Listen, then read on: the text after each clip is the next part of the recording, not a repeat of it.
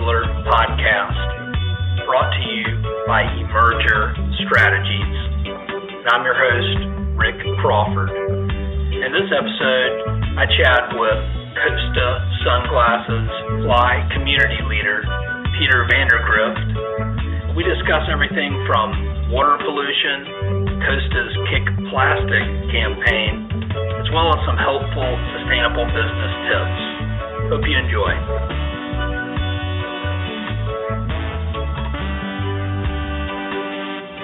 I'll just start out with, Peter, if you could just tell me a little bit more about yourself and how you got involved with Costa and just your story. Sure. Yeah. I mean, I think it could be looked on as a success story or cautionary tale. Folks could be the judge. A cautionary tale because I've spent my entire career in the fishing industry. I studied writing at the University of Montana here in Missoula, and I was able to put myself through school by guiding in Alaska, actually, for Dave Egdorf, who is Camille Egdorf's father. And so I knew Camille Egdorf from the time she was, really young, 4 or 5 years old. She used to come up to the camp for a week in the summer, and we were all excited to have her come up because there was a section in front of, and this was a all fly fishing, bush camp. It was me and 2 other guides, and there was a little area right in front of the Nushigat camp where we would throw food scraps, and the fish would eat these food scraps, and so we'd have these like pet fish, and we didn't let anyone fish for them, and they grew to be 10 plus pounds, and the only person that was allowed to fish there was Camille. So we were excited to have for one, just to have the excitement of a kid in camp, but also just to have someone that we could put on these giant fish that we've been looking at and naming for the season. But from there, I started guiding in Montana, and I guided and outfitted in total 18 years, and so had quite a career shoveling water, and loved it. Loved connecting with people. The fishing obviously was part of it, but I really did love connecting with people, and everyone kind of grouses about their experiences with bad clients, this, that, and the other. And I would say that was very, very, very rare. Most people, I think because of the nature of our sport, who get into it, even new folks, were really pleasant. And we just had great times, and many of them are still contacts and friends to this day. As I started getting a family and started getting a little bit older, and my joints and back, really started acting up, I realized that, I was going to have to figure out a way to transition from, guiding 100 to 200 days a year to something else. And since I studied writing in school, I started writing at my local newspaper. At that time, I was in Livingston, Montana, and I wrote for the Livingston Enterprise, and it was a super fun job. Of course, it was right about the time that the bottom was falling out of newspapers across the country. And it was a really... I loved the job. I still kind of say, half jokingly, that it was my favorite job ever that didn't pay anything. But they were good. It was a daily paper 5 days a week. And at that point I had my own outfitter business. So in the summertime, I had Fridays. I would work 4 days a week, and I had other guides on the river working for my company. And then I would file my Friday story on Thursday. So then I would guide 3 days, and so that went on for a couple of years. But the reality is, in the summertime, I worked 7 days a week, pretty much whenever it was fishing, I was working all the time, and that wasn't really conducive to a great home life. And so I was actually reading, my wife was actually, Raluca was reading the paper, our opposing paper, the Bozeman Chronicle. I always read all the papers in Montana just to see what everyone was up to. And she found an ad for Simms fishing products.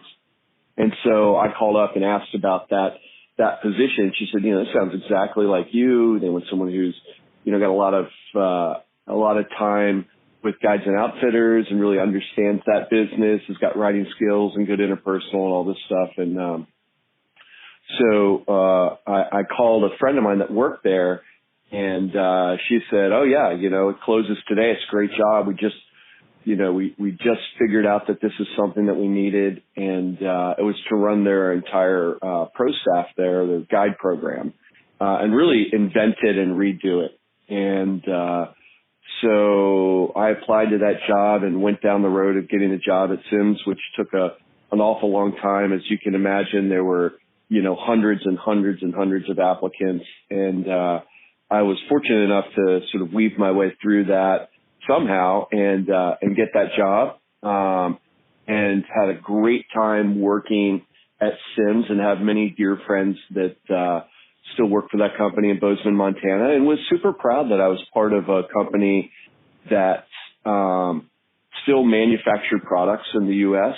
If I have a chance to buy something that's made and hasn't had to travel and is, made out of sustainable products, and especially if it's made in the United States, that's the purchasing decision that I personally believe in. So both companies that I've worked for have had those options. So Costa approached me about, a job. And at that point, there were very few companies I would have left Simms for. I mean, that's kind of a pinnacle, in the fly fishing industry is Simms fishing products in a lot of ways. So there were only a few that I would consider. Costa was a number one. And a lot of that really, Rick, was because of what they were doing, with conservation. That and now, it's continuing on, that we really feel like we lead not only our industry, the fly fishing industry, but Costa's much bigger than that. And we really lead the sunglass industry in conservation. I don't think that put to the test, anyone could name anything another sunglass company is doing for conservation or for the planet. And, so being able to do that and make the switch and, work remotely and work with some really talented people, and in a way, marketing in a way that I truly believe in, I think has been, a really, just a big win for me. And, it's something, for example, we sponsor what's called the Five Rivers Trout Unlimited Costa Five Rivers program, which is a program where we helped Trout Unlimited identify a need, which is recruitment of young anglers, young conservationists. And we were able to help them put together a palpable program that really engages young anglers. So the idea is we help Trout Unlimited put fishing clubs on college campuses and on insight on how to help those clubs, kind of recruit other college folks to get involved in fly fishing, from folks that have done it before to folks that have done it after. Anyway, what are some of the environmental threats that you see to fisheries around the world that are of a major concern to you? Yeah. Well, I mean, I think that, certainly polluted waterways, and sort of that threat. I was telling you that I worked up on the Nushagak River. I mean, that's in the shadow of the Pebble Mine, right? So, I think that that's something that strikes a chord with me, is near and dear to my heart, but one thing I'd like to say about that is, like, folks are saying, oh, it's just going on and on and on. But I think that we have to look at, at its the way that Pebble Mine has galvanized our industry to be really remarkable, right? Because this isn't a place that I'm one of the few people who's able to actually see it, right? Like who was there, who's has seen the fishery, who's spent time there, who really knows it. Yet, anglers from who know they'll never ever get there have stepped to the forefront to say, you know what, this is a pristine place and it's worth more than oil. Even if I never see it, just knowing that wild places are out there is important to me. And I think that that's a real, hats off to Scott Head at Alaska Sportsman Alliance and others who have, been at the forefront of that cause and really, really never given up the fight, but even more so, brought it to our attention so that we're able to, galvanize as an industry and say, no, unequivocally, we don't want this thing. This is not a good move. So I think there's things like that. I think there's the mine at the headwaters of, Smith Creek, which is another one that I spent a lot of time on, Smith River in Montana. And, I do think that the biggest threats are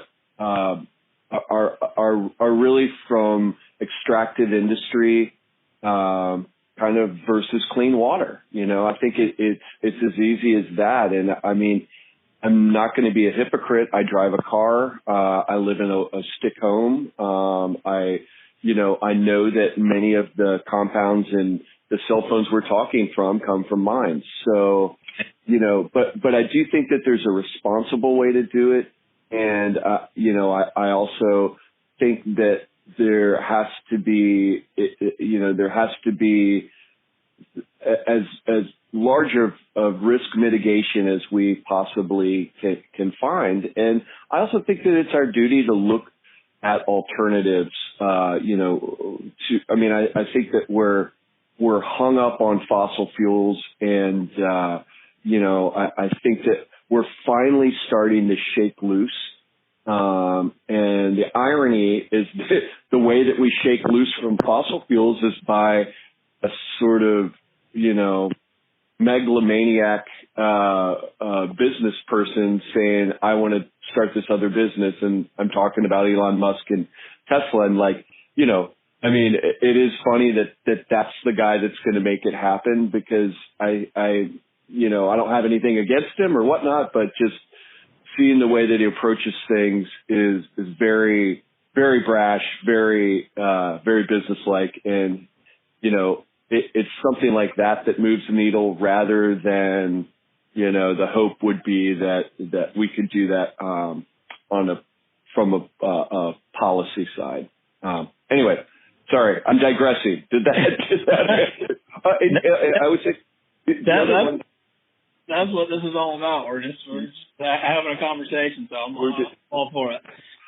I mean, the other thing that I would say is, is that our things are changing in the West as far as, forest fires, certainly we see that, but, our water temperatures, when we see these closures on our rivers now, and, it might be anecdotal, but when we see it happen year after year, that the rivers just get warmer and warmer. And in Missoula, my hometown especially, is you see these rivers, the Clark Fork and the Bitterroot and the Blackfoot. We're a lower elevation here. We're 3,000 feet, not 9,000 feet. So these rivers, as today, I think it's going to be 107 degrees here, they're saying. Wow. So these rivers, they get very, very warm. They're warmer earlier. And I just know the way that we used to, from a guide perspective, the way that we used to kind of sell the season, like, oh, when should I come? Way back when, 25 years ago, 30 years ago, it used to be, oh, come in like late July or August. Now it's like, don't come in August, don't come in late July, come in June. Well, June used to be runoff. Now runoff's more like May, if there is a runoff. And, by the time you get to July 4th, the waters are starting to warm. Sometimes, I mean, many years the big hole's already been closed, and the Bitterroot follows, the Blackfoot follows, and I think that's a real concern with these rivers just getting warmer and warmer and warmer. Now, on the flip side of that, the catch and release mentality in the West is wonderful, right? Right. Fly fishermen just don't keep trout. I never see it. Rarely do I even see spin fishermen keeping trout. And part of that's probably because there's very few spin fishermen outside of lakes in Montana. I mean, you see a few here and there, but, folks really gravitate towards fly fishing. I think because for catching trout, it's the best tool for the job. So anyone who really gets into fishing for trout is going to get into fly fishing. Yeah. Yeah. And, and everything that you just mentioned, I completely agree. I mean, and you're seeing it everywhere. It's the warmer water temperatures that are affecting all cold water species.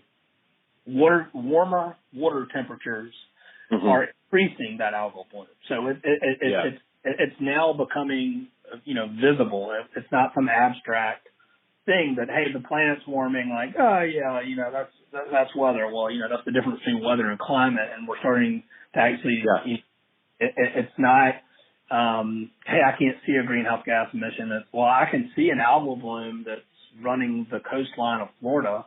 Yeah. This is yeah.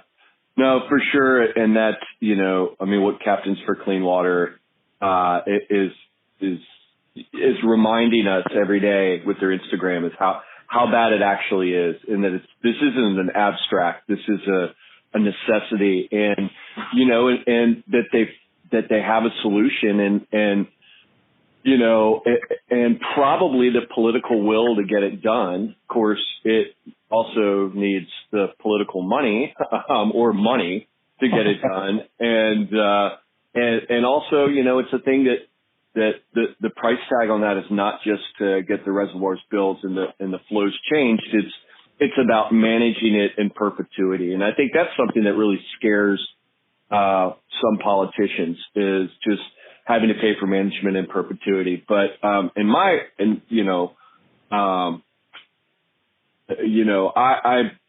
ask very little of my government. I want them to make sure our citizenry is safe, and that includes the environment, and healthy.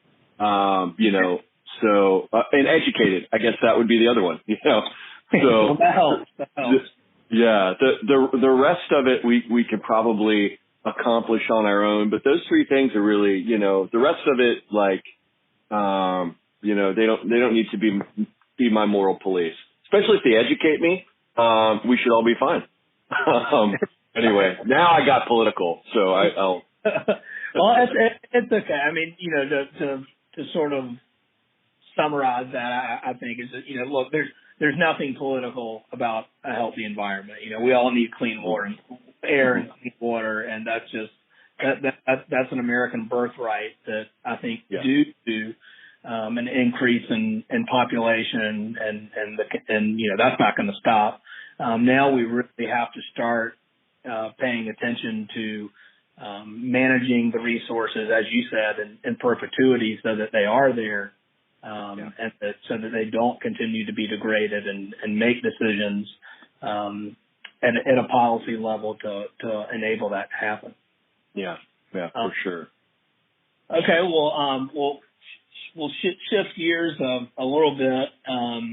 So Costa needs no introduction, but I know that y'all have started this Kick Plastic campaign, which I'm a huge fan of. I think it has done so much for creating or educating and creating more awareness about the plastic pollution problem. And I think because of Costa's reach in terms of, just how many people know the brand Costa and, the amount of social media followers it has and all that, that it's really been a real positive movement just in making people more aware of what's happening.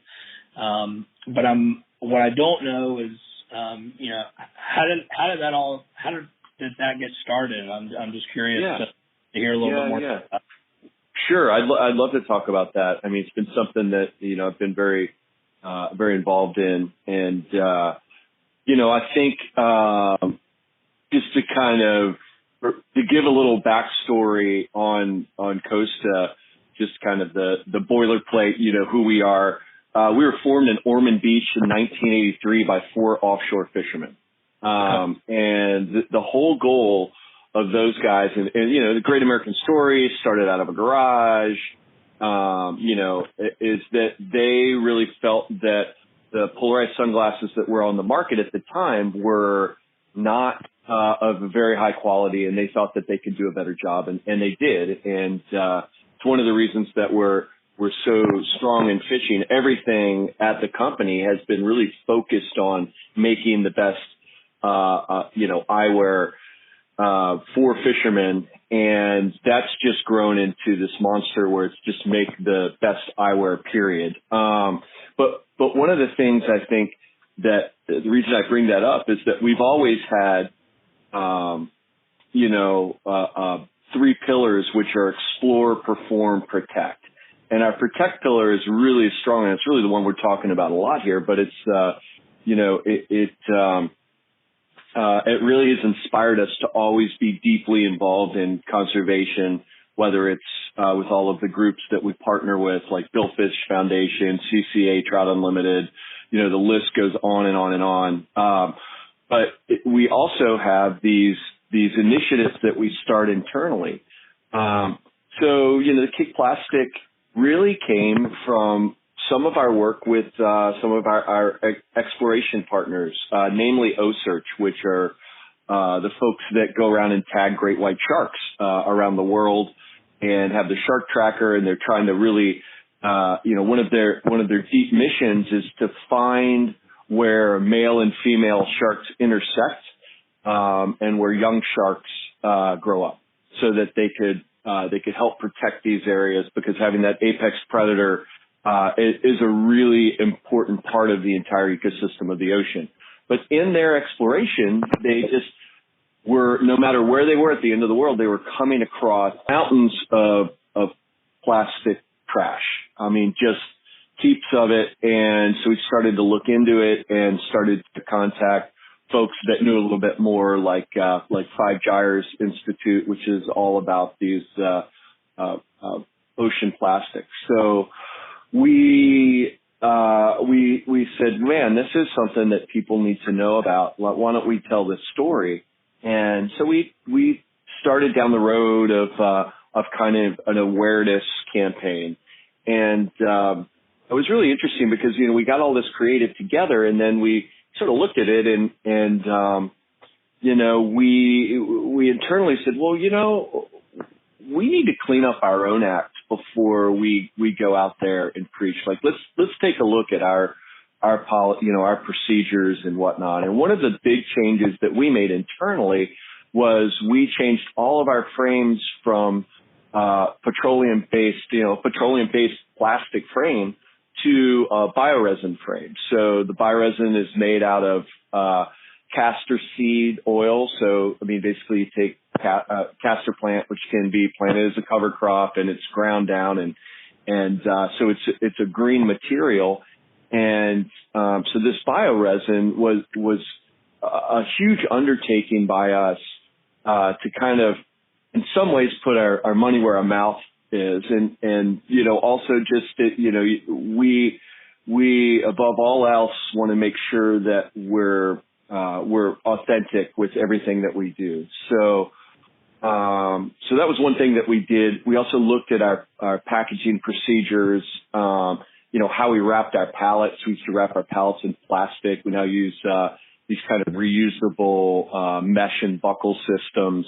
And we're constantly looking at ways to, improve our use of sustainable products, as well as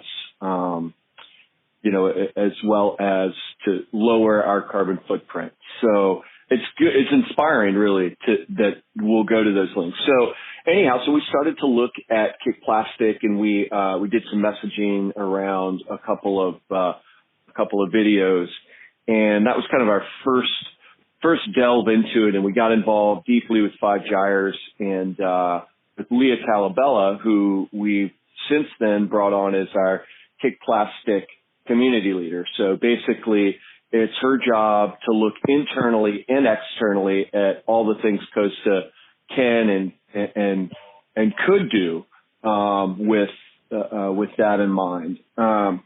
So I sort of got involved because of my experience as a guide and outfitter, where I created mountains of plastic water bottles and said, this is an easy way for us to make an impact. Is I knew when I was guiding that I was throwing away, even if I was recycling them, I was using a lot of single-use plastic water bottles, and it kind of killed me.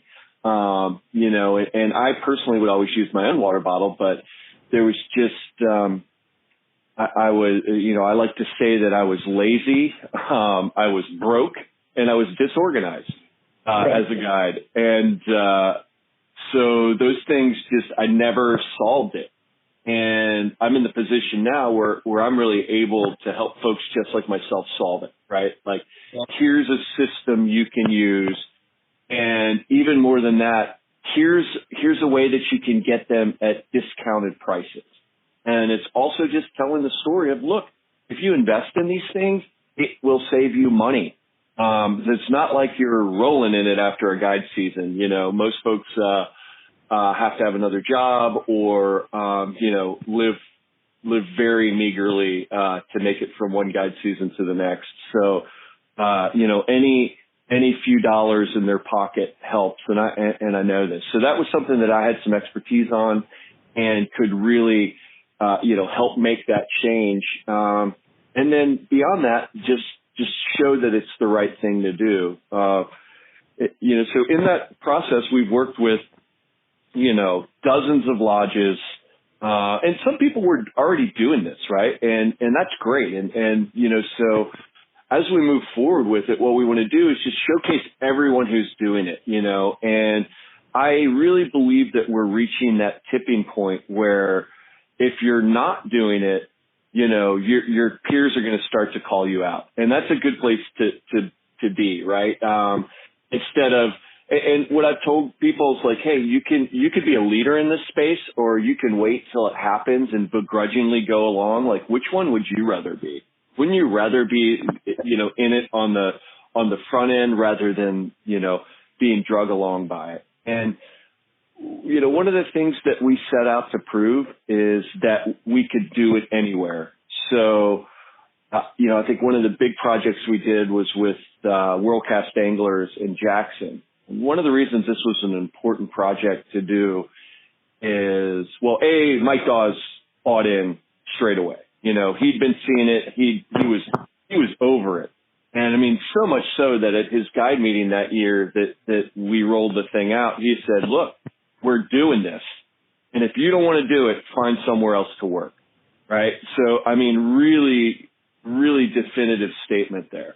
And I thought that was super admirable. And no one had a problem with it. Everyone was excited about it. And then, revisiting them 2 years later, they've had very, very little pushback. They said it's been extraordinary how people have not only not pushed back, but embraced it in their own life. And the idea there is that, guides are, I mean, just from my own experience, in a lot of ways, we served a lot of roles for our clients, not just fish finder. I mean, they're entrusting you with their vacation time, the most precious time they have.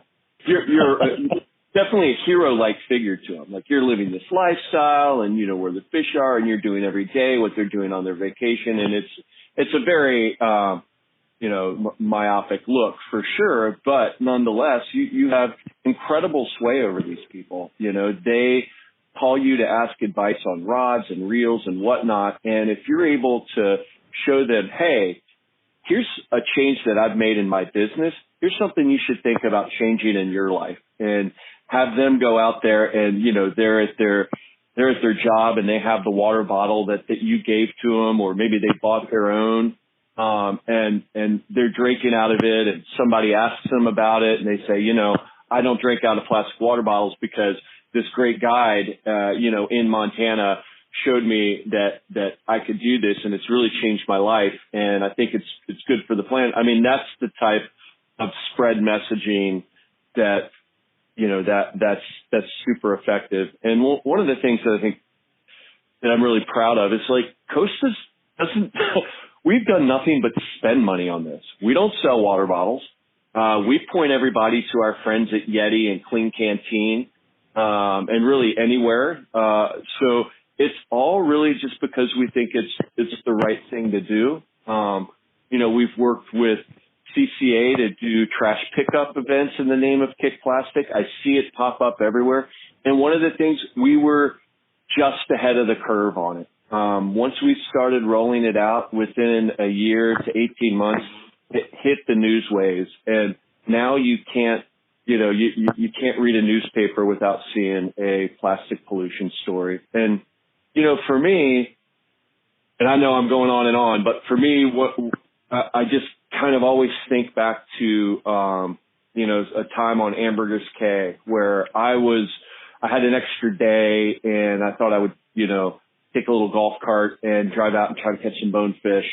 And I got to this secluded corner and I'm looking out at tailing fish on this flat, and I start to wade into the water, and I have to kind of wade through some sargasso weed. And I look down and I just see all of the plastic intertwined with this grass. And I'm at just tons and tons and tons of it. And I look down the beach and I just got sick to my stomach. It was the moment where I was like, what the hell are we doing to ourselves? I mean, I'm a firm believer that the planet's going to be just fine. I just am unsure whether human beings will still be on it.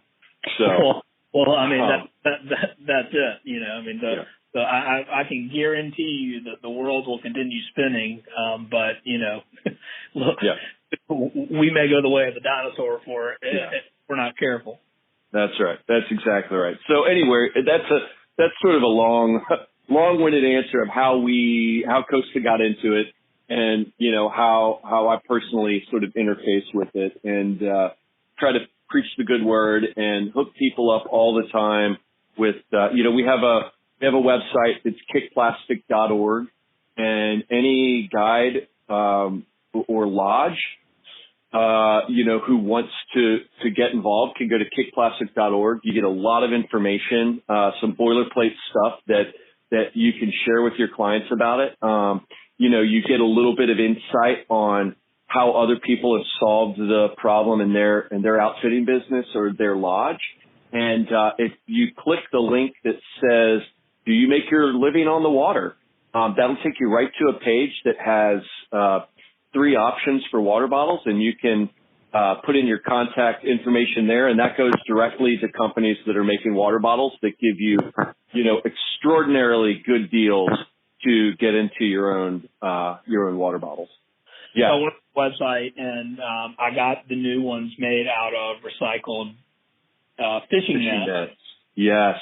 Which are killer, and I'd love to get your take on those, but it's such a great concept. It's just, you know, putting you talk about authenticity, you know, that's as authentic as it gets. So would love you to tell me a little bit more about that too.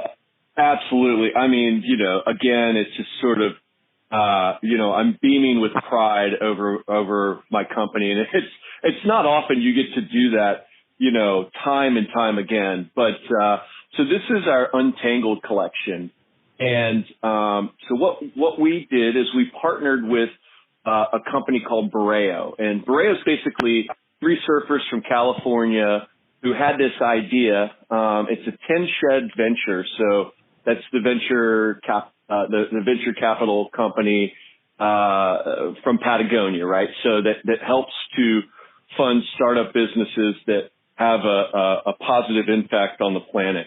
And basically, the guys from Borreo had been going down to South America and Chile in particular and working with commercial fishermen to buy their nylon nets.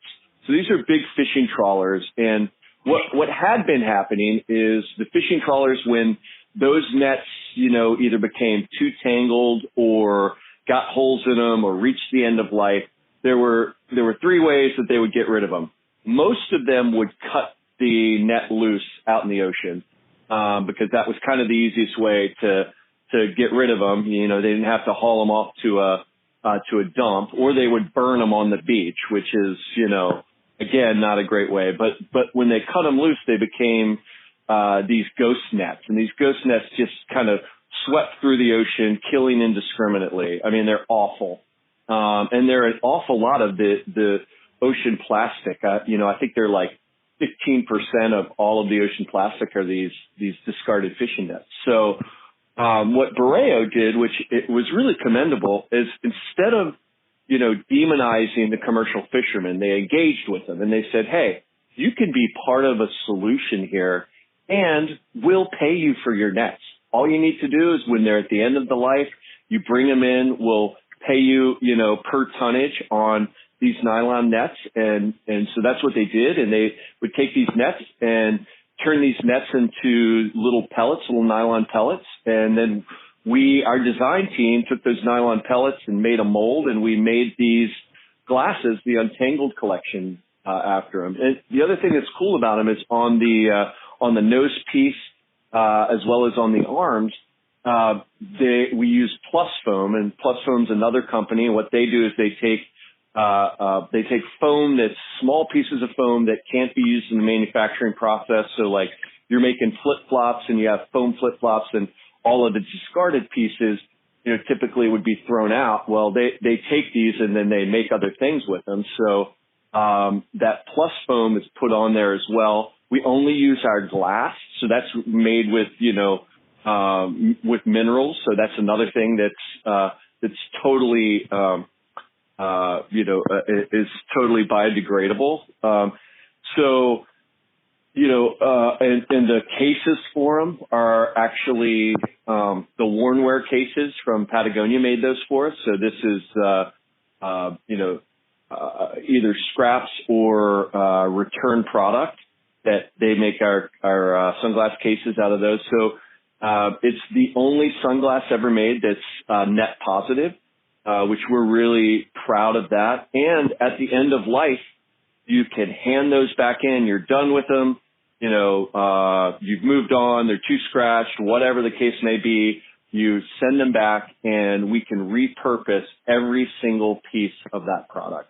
And that's awesome. It's really, again, it was a big risk, but, our patronage just loves that stuff, right? I think this flows right into, why does Costa do this? And I think there's a couple of things there, but,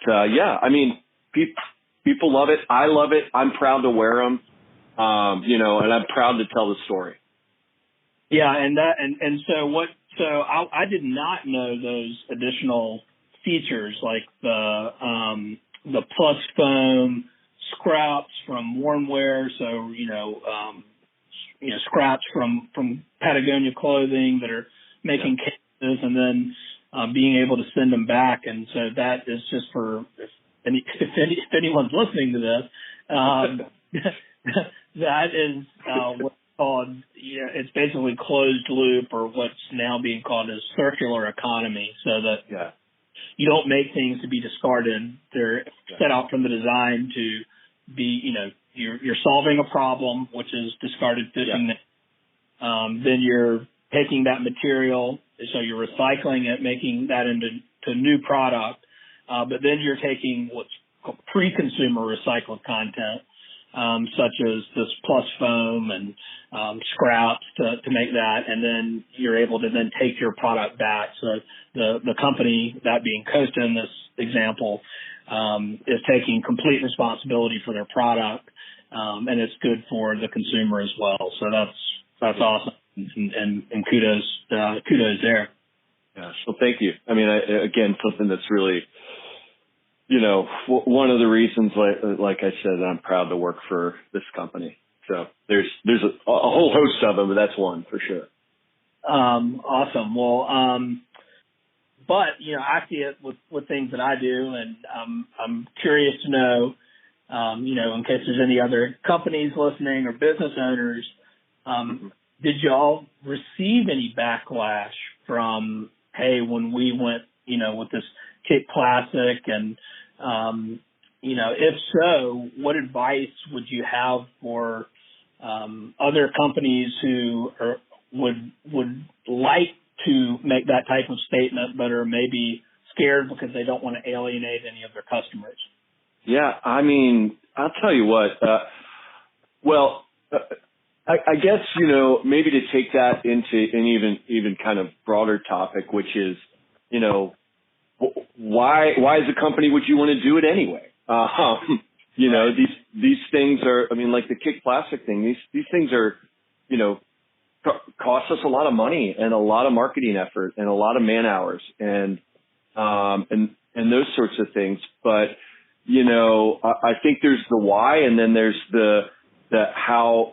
How do you deal with the haters? And I'll start with the why. I think from a business perspective, we know that the younger generation, and Costa is really strong in the 18 to 36 year old range. I think we do a really good job, and one of those is because we were on the forefront of digital marketing, and like you said, we have giant followers there. And what that really translates into is like we kind of have our own. I mean, think of it this way: we have our own TV station, right? Like we have Costa channels, and people tune in the millions to see little snippets of, what we're doing and the people that we associate with, what they're doing, some cool imagery, little stories, and all those things.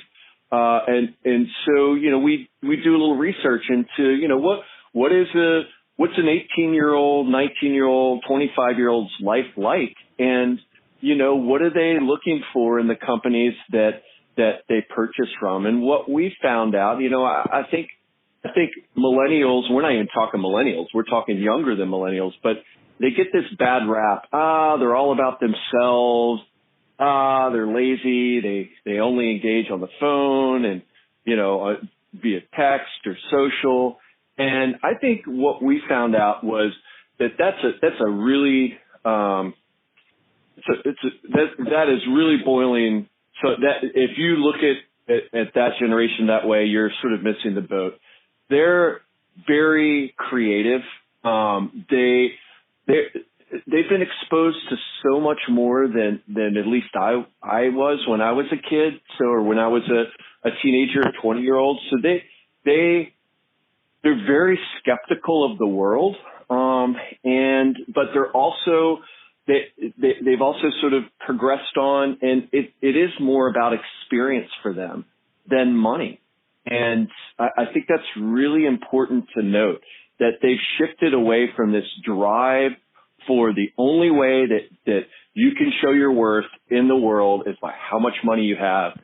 So I think that's a really heartening thing. The other thing, just from a business perspective, we also know that they do an awful lot of internet research on the products they choose.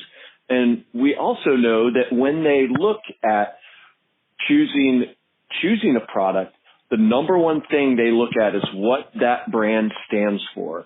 What they've done in a conservation sense is really, really important to their purchasing decision. So, I think that right there, if someone is very strategically business minded, and especially I would say in the fly fishing industry, a lot of folks have to be, because there's small companies and the industry is not gigantic. So everything has to be very strategic. And so I think that people sometimes use that as a reason not to give big to conservation or get involved. So, I mean, what I would say is, from a business sense, It really, really, really, I mean, that more people aren't spending their marketing dollars or spending their outreach dollars, working on conservation projects, it is baffling to me because it works. Right. We've seen it at Costa, and it's not why we did it, but it's certainly a great reason for us to continue to be able to do it. I mean, that's the other thing. Like, you want to be able to do it sustained year after year after year, and we've seen it be so effective that it lets us do it greater and greater and greater. And one of the things that I would always suggest to a company is, and I think the fatal flaw with with kind of charitable giving is just stroking a check and stepping back. We never do that at Costa. We engage. We say, hey, we're not going to be a sponsor. We're going to be a partner. So, like with Trout Unlimited, instead of just saying, here you go do your thing, it's, hey, we have things that we can help you with. So not only are we going to give you, this thing, this money, we're also going to engage to make sure that our expertise are utilized. And then, the conservation organization is getting more because they're getting, our thought power, our brain power, and those channels to help tell that story. And we do that with every single conservation group that we work with.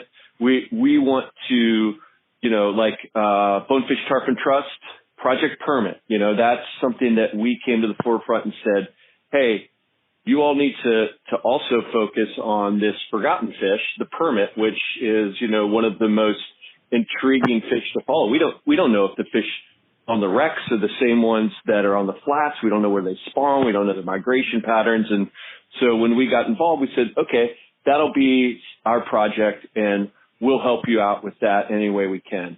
So I think that O-Search would be another one. IndieFly, which is one that I work very closely with and I'm on the board of, and I'm super proud of this young organization that basically was born out of a project we did in Guyana, where some explorers that we knew were down there and said, hey, there's a village way in the wilderness.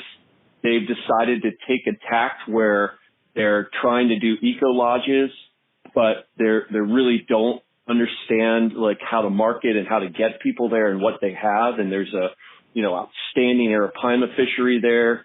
And they really need your help. So we went in there and we helped them kind of dial in their lodge and help them, figure out how to fly fish and how to bring people, in there. And really the whole process is about indigenously owned fishing lodges, and that places where, impoverished people can use this resource, in order to have generational wealth, in their village, as well as, I think some of the greatest stories from Rewa are really surrounding how, no one there has to go and cut trees down anymore or work in these awful open pit gold mines, right? And the village has been able to protect 200 square miles of virgin rainforest, right? And that's all because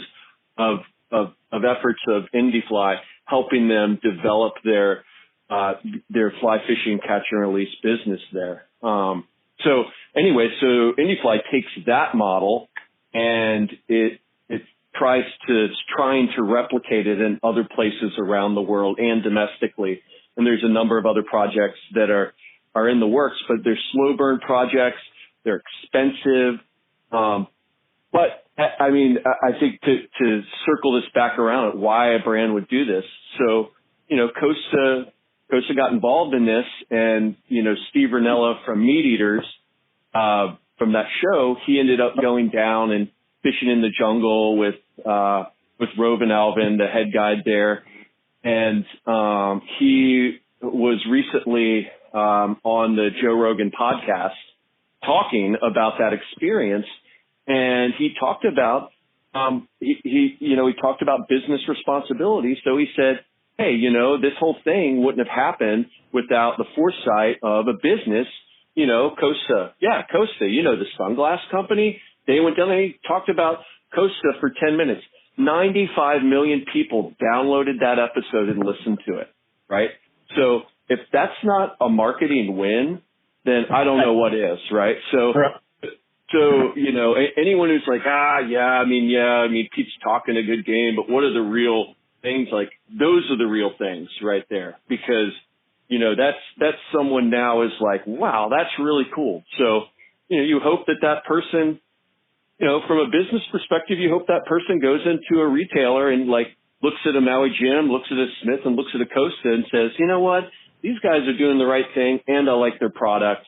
I'm going to try them. And really, the best thing about Costa is once someone wears our product, they're rarely going to leave it. It's such a great product, and we're really blessed in having that. You can't do the rest of the stuff if your product's junk. So, yeah.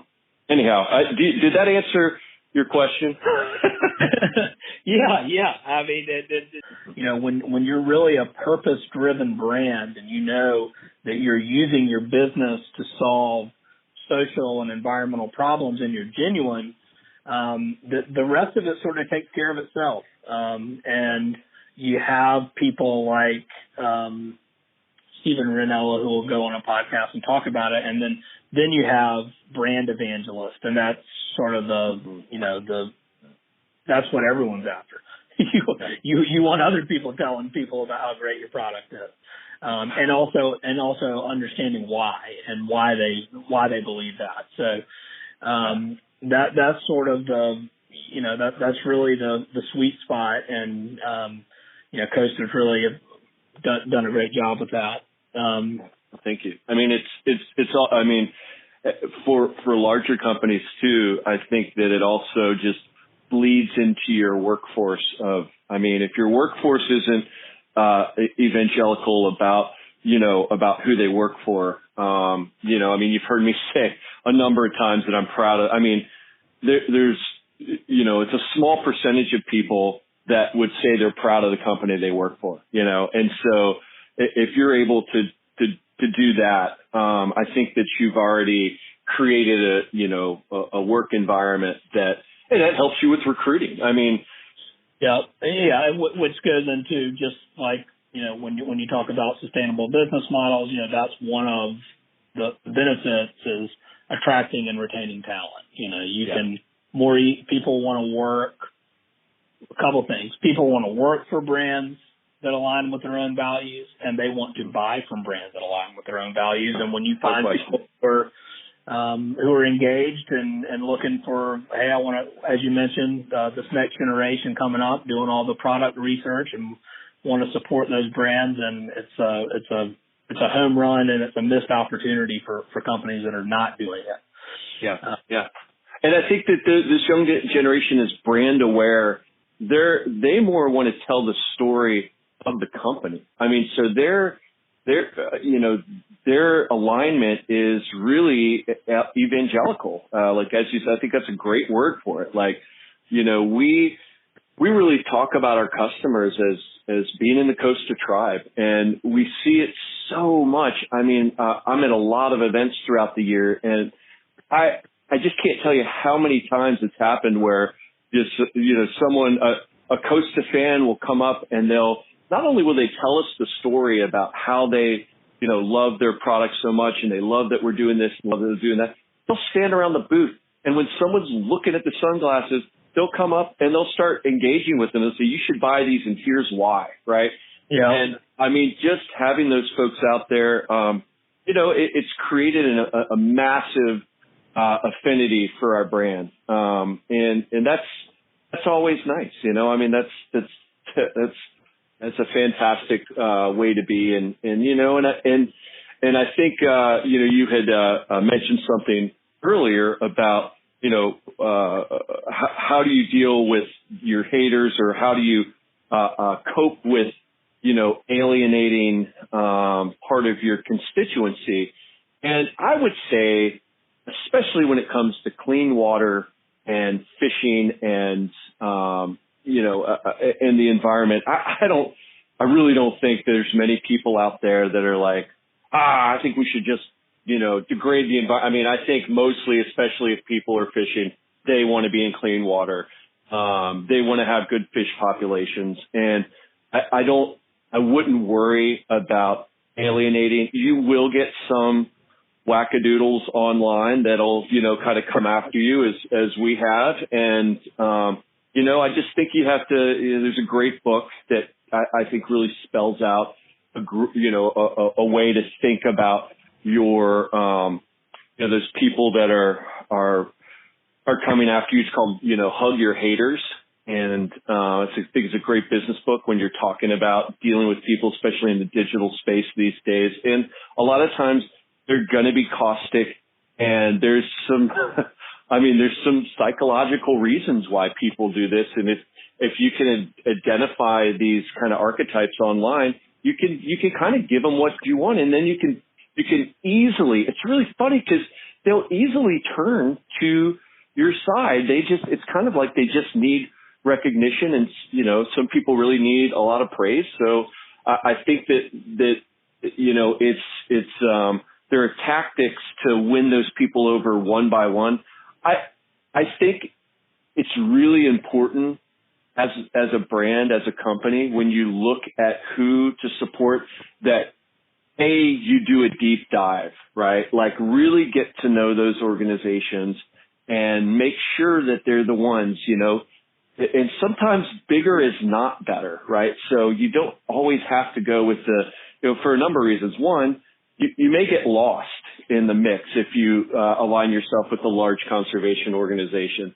And my recommendation there is, if you're a smaller company, if you do align with a larger conservation organization, that you have a role there, that you're engaging with one program, one area where you can, you can really get the most out of that, and you can have the most effect in the organization, right? Again, it's not here's some funds just so, you can pay for your mailings this month. No, own a program, get involved. And that really helps everyone out. And in my opinion, helps your brand the most. So, I would say that would be one. And, the other thing is if you choose wisely I think it's always good to go through and what are your core values as a company? And I can't stress this enough. This just can't be what the CEO thinks, right? A strong company will have the entire staff go through the exercise of, what do we believe in as a company? And if you can come to some sort of consensus, then that lays the foundation for the type of philanthropy that you're going to be able to do effectively and authentically, and that everyone there will engage in. And if you can do that, then you're well on your way to effectively, influencing the world and creating a good workplace. So, in my opinion, these are all my opinions. So, yeah, no, understood. Well, I think that's, and I do want to be cognizant of your time. But I do think that's a positive note there. But before we go, because this is the Sustainable Angler, I'd be remiss if I didn't ask a couple of fishing questions. Oh, sure, of course. Oh boy, yeah, right. Too much business and conservation, not enough fishing makes me a dull boy. We've got to mix the fishing in with it, right? Oh, of course, absolutely. All right, so we'll do a quick rundown on a couple things. Yes. So, favorite freshwater species on the fly? Oh boy.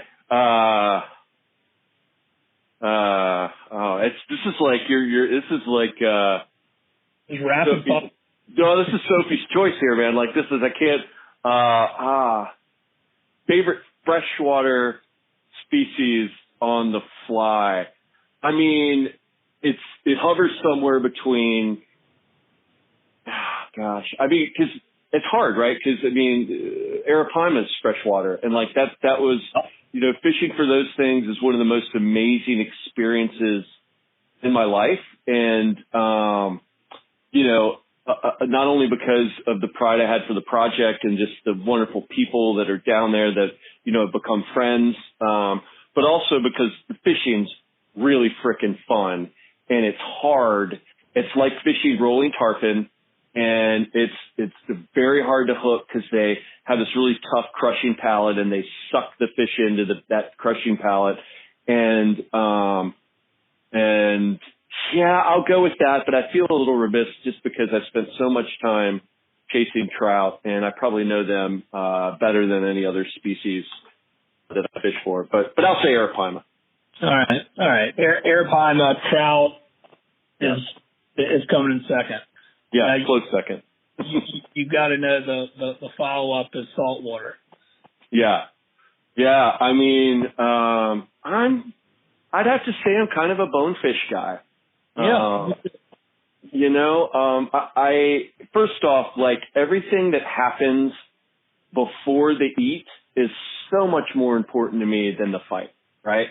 So like tarpon are cool, like that fight is great and the jumping and like, the eats are pretty cool and visual, but like, I just love slinking around. Oh boy, but redfish too. Boy, I like redfish because they'll get up into like just the skinniest of skinny water. And I like, I'm going to go redfish because I also like the resiliency of redfish, right? Like you could drop them into a mud puddle and I fish a lot of carp. I really love carp. And so I really like redfish because you can fish them, you fish them the same way. And I say a redfish is like a carp that wants to eat. Right. So yeah, but bonefish I love too, just because you do find them in such beautiful places. And I mean, obviously we all have a little like permit tick in the back of our head, but I'll never be rich enough to be a successful permit fisherman. Me and you both. But yeah, so I live in Charleston, so redfish are pretty near and dear to my heart too. But I think it's looking at bonefish and redfish, and what I find similar, especially if I'm on a flood tide out on a flat. Is you're stalking the fish. I mean, you see it and you see its tail. Here, water, much murkier, but it's that same thrill of look, it's there. Like, and easier said than done. All you have to do is put it right in front of you. Right. Always easier said than done. Yeah. And also, it's much easier to direct people from on top of a polling platform or sitting in the rower's seat than it is to execute. So. Right. Well, yeah. Well, I wonder how many air traffic controllers are pilots. So. Right. That's right. Good way to think about it. Into this episode of The Sustainable Angler. Special thanks to Peter Vandergrift and Costa Sunglasses. And if you like this episode, don't forget to follow us on Spotify, SoundCloud, and iTunes, and give us a like. Thanks, and have a good one.